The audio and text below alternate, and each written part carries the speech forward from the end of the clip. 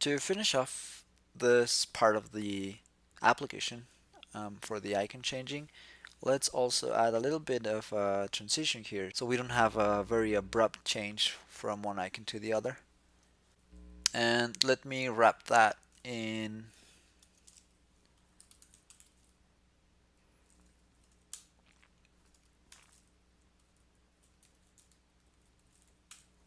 a transition.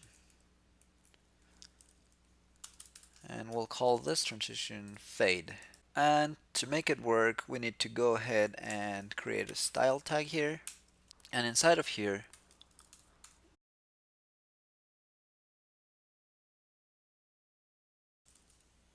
okay. So now let's try again and see if those transitions look good to us.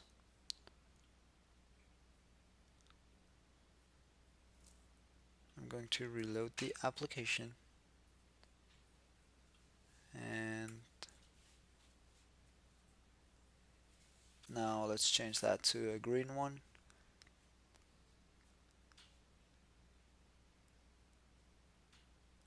Okay, I'm gonna say it works.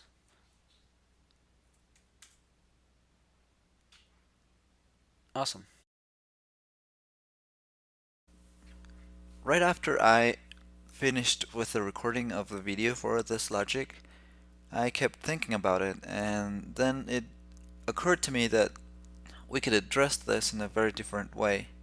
And I believe this is going to be an easier way to implement and an easier way to reason about this when we revisit the logic in the future. Let me try and do something different here. And instead of having a bunch of conditionals here, what we will use is something similar to a map for each state. You see I left this here because I was testing some things. So I'm just going to do a magic trick here and replace everything with the following. And you'll notice I have an icon object here, which is only going to live inside of this function.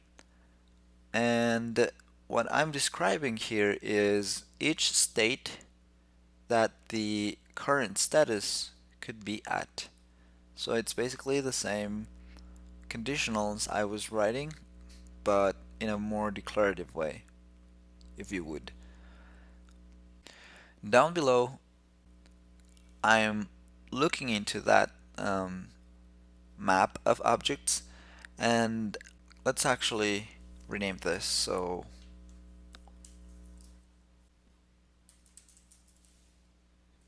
I'm going to change that to be icons map, and so this probably makes more sense. I'm looking inside of that icons map and still looking for that current status that we discussed earlier, and also adding a fallback to the dash value for whenever I don't have a status defined. Okay, so let's see if that works now. I'm going to close the app and fire it up again. Great. So you see now it worked. And let me change that state here by killing the process. The icon changed. So we just enhanced that logic.